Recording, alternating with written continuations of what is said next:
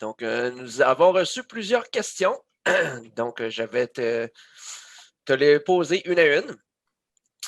Premièrement, est-ce que l'Université Laval peut intervenir auprès du MIFI ou du RCC pour accélérer les démarches d'immigration ou fournir une lettre de recommandation? En fait, l'université ne peut pas interférer dans les demandes pour faire accélérer les démarches d'immigration. Donc, on n'a pas ce pouvoir-là, malheureusement. Donc, toutefois, bien entendu, on est toujours ouvert à pouvoir vous appuyer dans vos démarches, pouvoir vous aider, vous donner de l'information, vous donner les ressources auxquelles vous pouvez pouvoir être en mesure de communiquer avec IRCC, avec le MIFI, mais nous, on n'a pas le pouvoir de faire avancer les démarches. Parfait, merci. Deuxième question. Donc, ça concerne les excusez, capacités financières. Oui. Est-ce que je dois prouver que j'ai la somme suffisante pour couvrir la totalité de mes frais de scolarité avant mon arrivée? Comme mentionné dans la présentation, vous devez faire la preuve de votre capacité financière pour la première année d'études au Canada. Donc, vous n'avez pas à fournir la preuve pour les 3 ans ou 4 ans.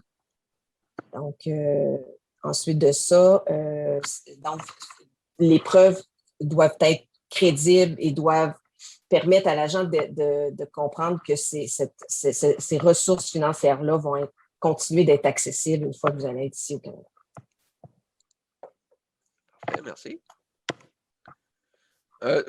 En fait, toujours sur le sujet des capacités financières, en fait, simplement, comment puis-je démontrer mes capacités financières pour la demande du permis d'études? On a abordé aussi la question. C'est sûr que, on a parlé de placement, certificat de placement garanti, on a parlé de compte bancaire canadien avec un solde suffisant, on a parlé aussi de quelqu'un qui peut se porter comme garant avec des preuves financières solides.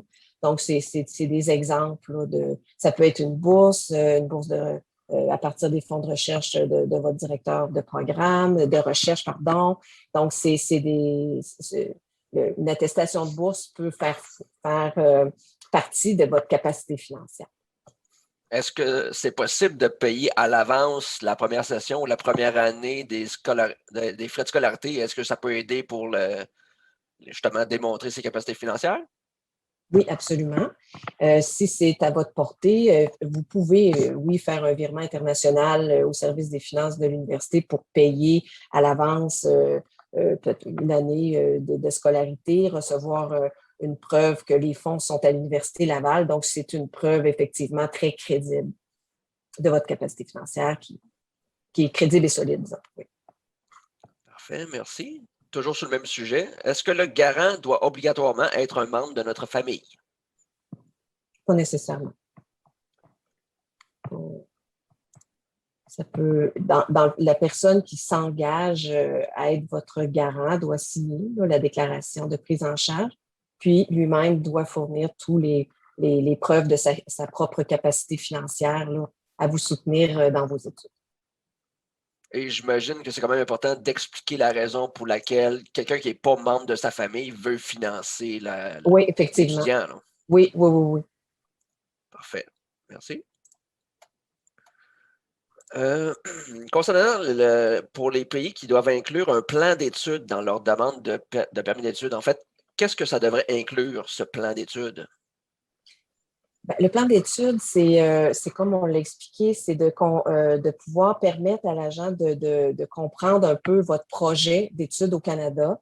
Dans le fond, c'est d'exposer vos projets professionnels par la suite avec le diplôme que vous souhaitez acquérir, faire des liens pertinents avec peut-être votre travail actuel dans votre pays de résidence. Dans le fond, c'est d'essayer de démontrer la plus-value de ce que vous venez chercher comme étude à l'Université Laval une fois de retour chez vous. Puis ensuite de ça, le plan d'études aussi peut démontrer vos attaches fortes au pays. Donc, tout ça, dans le fond, vient. Un plan d'études, je pense que c'est toujours bon de l'inclure à votre demande de permis d'études. Ça vient étoffer votre demande, ça vient convaincre l'agent de votre sérieux dans votre démarche. Donc, c'est toutes sortes d'éléments. On en a donné quelques-uns là, dans la présentation, mais ça peut être autre chose aussi. Là. Je veux dire, c'est vraiment votre situation personnelle, comment vous vous projetez par la suite avec ce diplôme-là dans votre pays d'origine, puis vos attaches fortes là, dans votre pays aussi. Là. Je ne sais pas si tu as autre chose à rajouter pour le plan d'études, Frédéric. Non, ça fait bien le tour, mais je rappelle à tous que si vous allez sur notre site web, donc à l'adresse ulaval.ca/immigration, c'est vraiment très bien détaillé là, qu'est-ce qui peut être inclus dans un plan d'études et aussi tout ce qui concerne les capacités financières, c'est également très bien détaillé. Donc, je vous invite fortement à aller lire cette section-là avant de commencer votre demande de permis d'études. Prochaine question. Si les centres de réception des visas sont fermés à cause de la COVID-19, comment faire pour fournir mes données biométriques?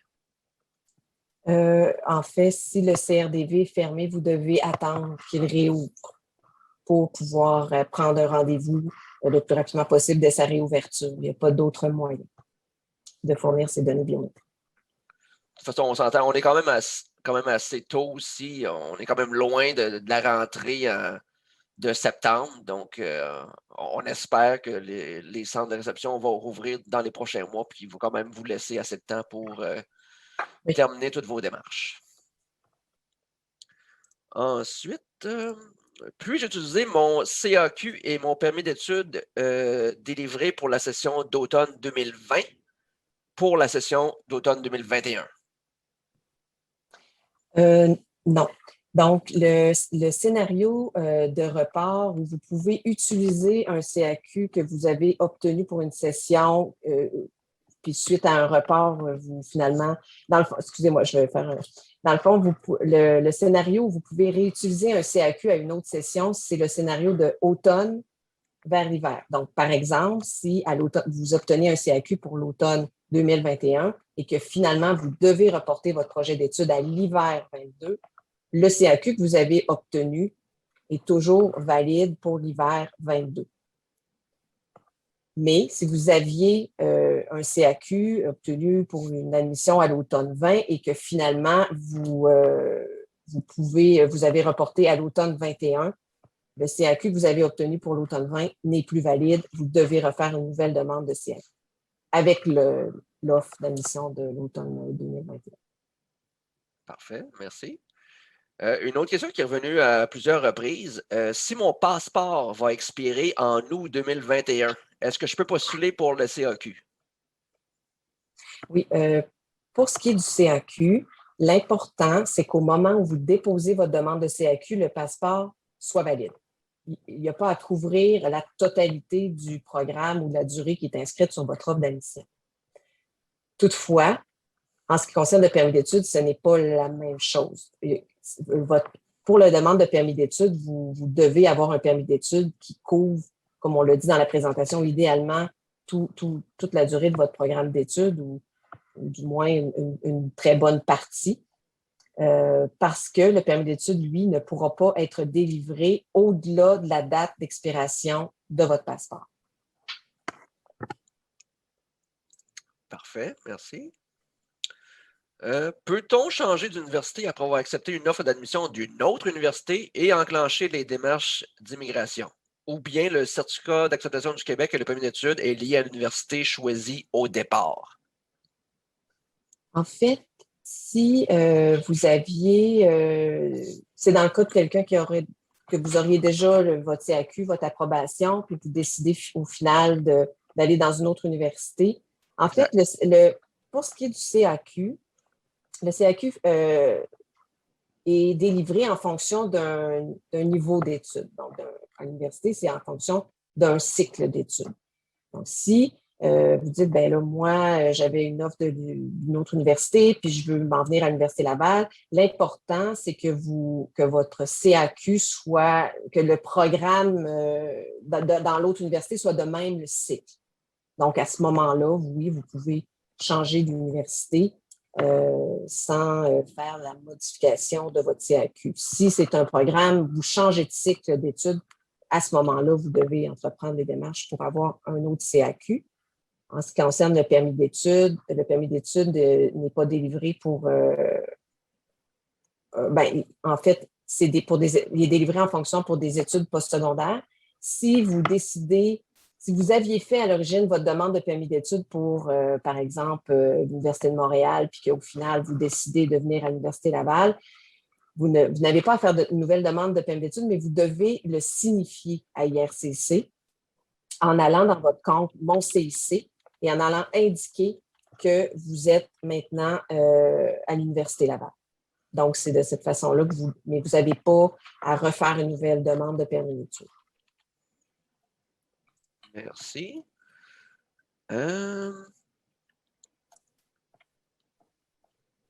J'ai reçu mon CAQ et l'approbation pour mon permis d'études. Quand est-ce que je peux venir au Canada, sachant que mon CAQ commence le 15 août 2021? Dans le contexte actuel, il est recommandé de ne pas arriver trop hâtivement pour le début de la session. Comme nous, la session, elle commence le 30 août pour la session d'automne. Donc, idéalement, prévoir une arrivée au cours du mois d'août. Donc, il faut encore prévoir la quarantaine et tout, mais à un mois d'avis. C'est certain que, comme on vous a dit aussi dans la présentation, le régime collectif d'assurance maladie et hospitalisation offert par l'université entre en vigueur à compter du 15 août. Donc, si vous prévoyez une arrivée qui est dans les 2 premières semaines d'août, là, il faut prévoir des assurances en conséquence. Mais une arrivée au cours un mois d'avis de la session, du début de la session, ça semble, c'est acceptable. Mais il ne faut pas prévoir une arrivée trop hâtive avant le début des cours, dans le contexte où on est actuellement. Si tu me permets de compléter, Marie-Josée, oui. En fait, l'écart pour arriver est très étroit parce que, comme tu dis, c'est pas recommandé d'arriver avant le 15 août pour pouvoir bénéficier de l'assurance maladie, mais étant donné que jusqu'à preuve du contraire, ils ont la quarantaine de 14 jours à faire et que le début des cours est le 30 août, je dirais qu'il faut quasiment arriver le 15 ou le 16 ou le 17 août. Là. Vous êtes comme très limité présentement à cause de la quarantaine. On est limité à cause de la quarantaine puis à cause du début de de la couverture d'assurance maladie hospitalisation. Donc, comme on vous a dit aussi, c'est vraiment important en tout cas, idéalement, prévoir son arrivée directement au Québec et ne pas transiter par une autre province parce que vous allez devoir faire votre 3 jours en hôtel puis votre quarantaine. Évidemment, en fait, c'est très important de vérifier régulièrement notre section COVID-19 sur notre site web, vu que ça évolue constamment. Oui. Il est possible que rendu début août, que la quarantaine ne soit plus obligatoire, mais bon, c'est difficile à prédire pour l'instant. Oui, c'est ça. Donc, c'est toujours important d'aller sur cette page-là pour voir s'il n'y a pas des nouveautés ou des ajouts, en tout cas des choses qui s'ajoutent en cours de route. On est dans une période en immigration où les choses changent assez vite. Parfait. Autre question. J'aimerais savoir si, durant le traitement de mon dossier de permis d'études, l'original de mon passeport est-il nécessaire? C'est une copie seulement qui doit être fournie lors de la demande. Puis, si vous êtes originaire d'un pays qui demande un visa de résident temporaire, lors de la demande initiale, comme on vous a dit, vous n'avez pas à faire de demande spécifique là, pour un VRT. Vous allez recevoir des instructions au terme de l'analyse de votre dossier. IRCC va vous demander de faire parvenir votre passeport pour pouvoir apposer le VRT à l'intérieur. Est-ce le même cas pour un étudiant qui a besoin d'un AVE? Non, l'AVE, lui, Ben, en fait, c'est ça. Lors de la demande de permis d'études, c'est une copie numérique du passeport. Pour une personne qui n'a pas besoin de VRT, mais un AVE, quand l'IRCC va faire parvenir l'approbation du permis d'études, l'AVE, le numéro d'AVE va figurer sur l'approbation. Il va être lié au passeport qui a été utilisé pour faire la demande de permis d'études, donc il ne faut pas changer de passeport pour voyager. Parfait. Est-ce nécessaire de faire une demande de permis de travail en même temps que le permis d'études?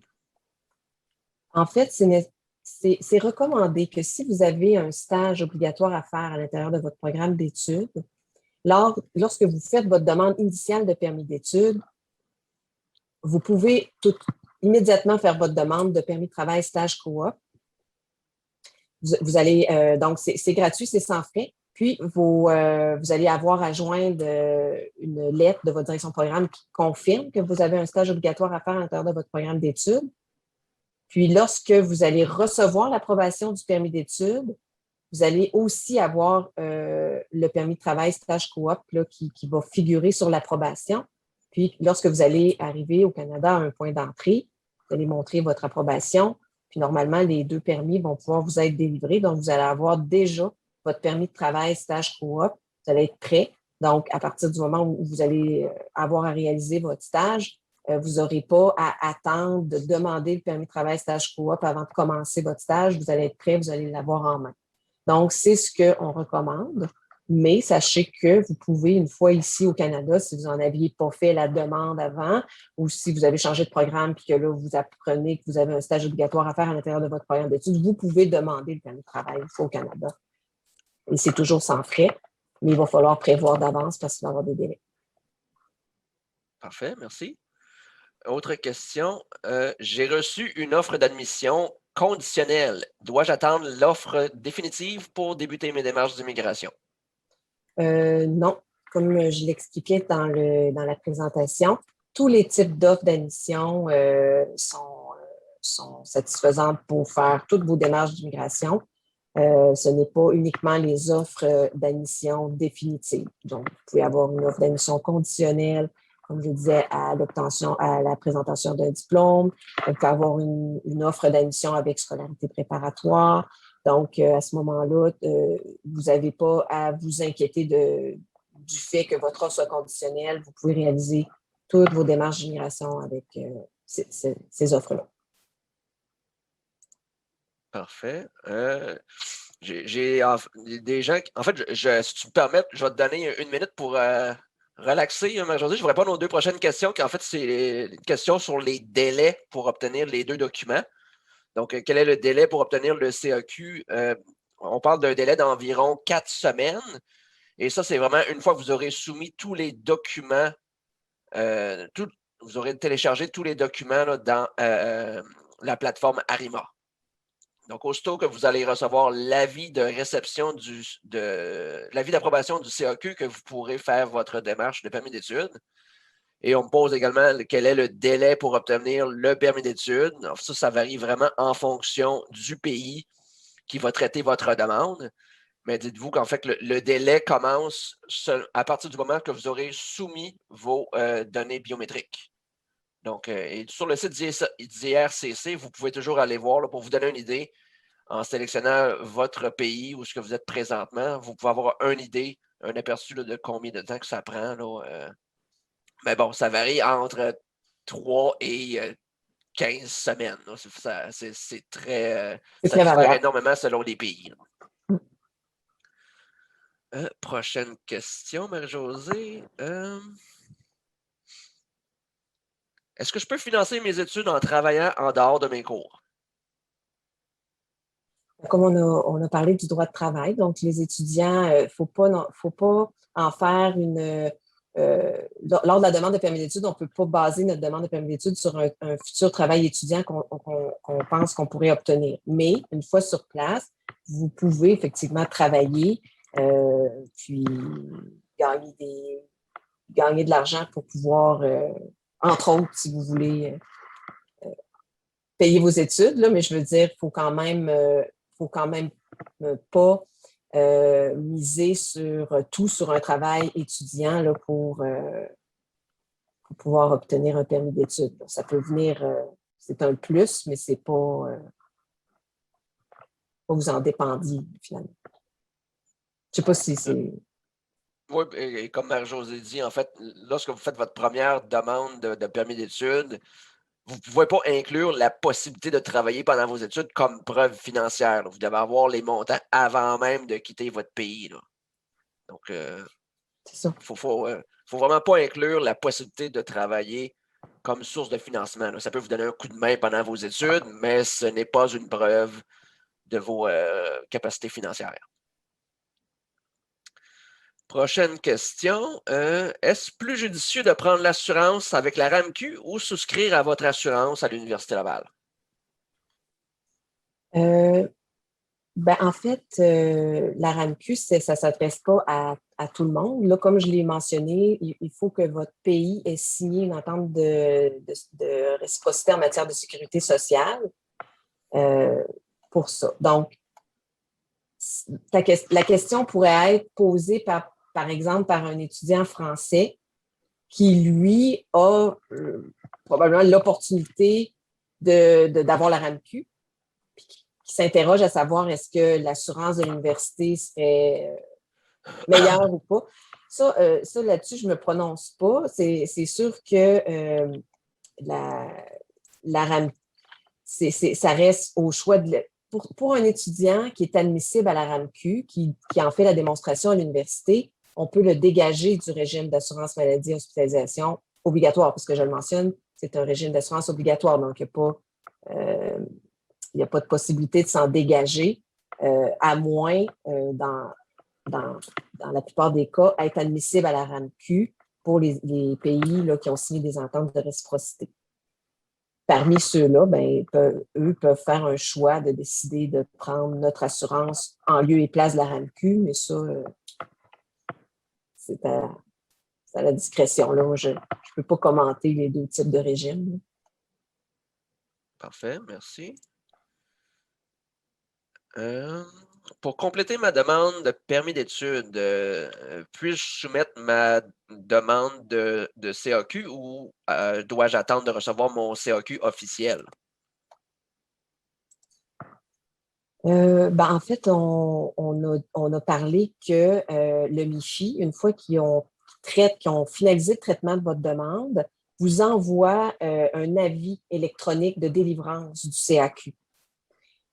Cet avis-là, dès que vous l'avez reçu, vous pouvez faire votre demande de permis d'études en joignant l'avis électronique. Vous n'avez pas à attendre.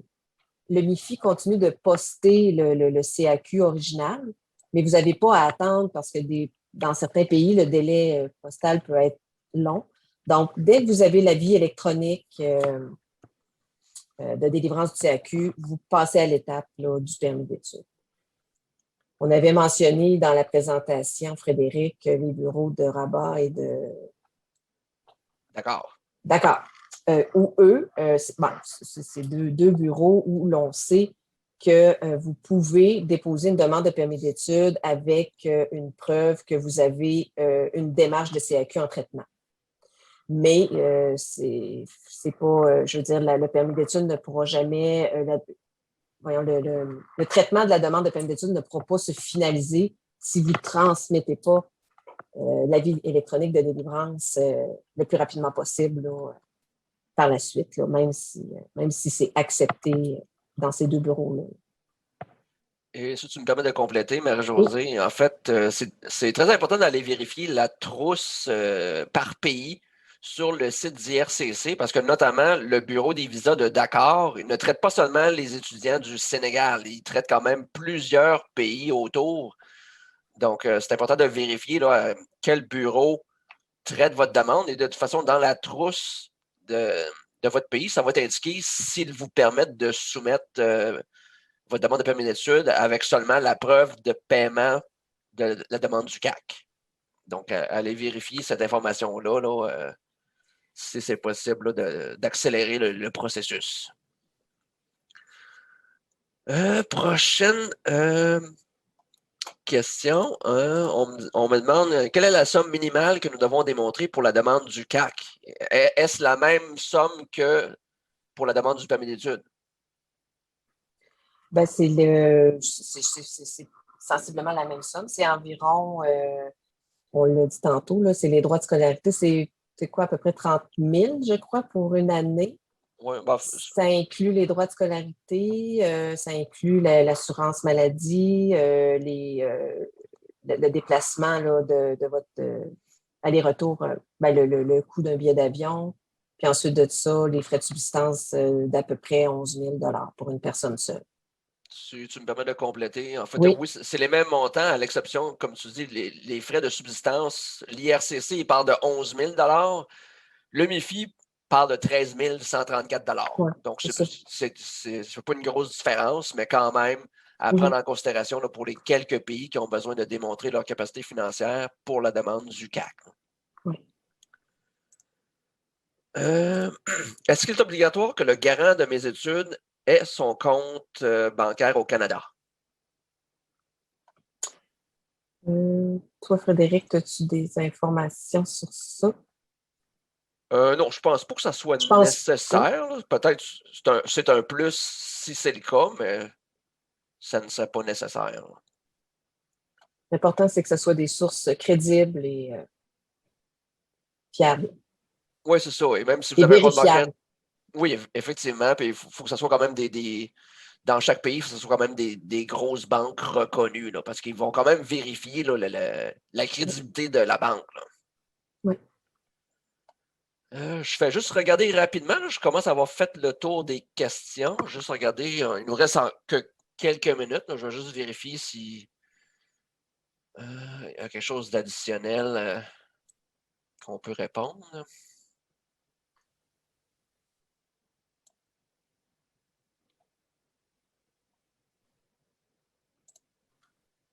On me dit en cas de refus du CAC, pourrais-je introduire une nouvelle demande? Oui. Si vous voulez tenter à nouveau de demander le certificat d'acceptation du Québec après un refus, si je pense que vous pouvez resoumettre une nouvelle demande, mais c'est certain qu'à ce moment-là, il faut bien avoir appris du premier refus, puis tenter de remédier aux, aux circonstances du premier refus. Donc, c'est juste de bien étoffer la deuxième demande, là, parce que si vous resoumettez les mêmes documents, ben, c'est sûr que ça va. C'est pas un gage de succès là, pour une seconde fois, là, mais je dirais que oui, c'est possible de redéposer une demande de CAQ après un refus. Parfait. Et on va y aller avec une dernière question. Est-ce nécessaire de soumettre un test de langue lors de la demande du permis d'études? Donc, test de français, bien sûr. Hein? À ma connaissance, non. Effectivement, en fait, À part le volet direct. exact, tout à Ouais. fait. Ceux qui veulent bénéficier du volet direct pour les études doivent fournir un test du TFI, si je ne me trompe pas. Ça change souvent, là, on l'a mis dans la présentation, les deux types de tests de langue de français. Parfait. Donc, ça complète la période des questions. Donc, un gros merci, Mère Josée, pour tes réponses. Donc, je vais rappeler à tout le monde, c'est sûr qu'on n'a peut-être pas eu le temps de répondre à toutes les questions ici aujourd'hui, mais n'hésitez pas à nous écrire à l'adresse internationale à commercial daif.ulaval.ca. Donc, on va s'arranger pour répondre à toutes vos questions là, dans les prochains jours.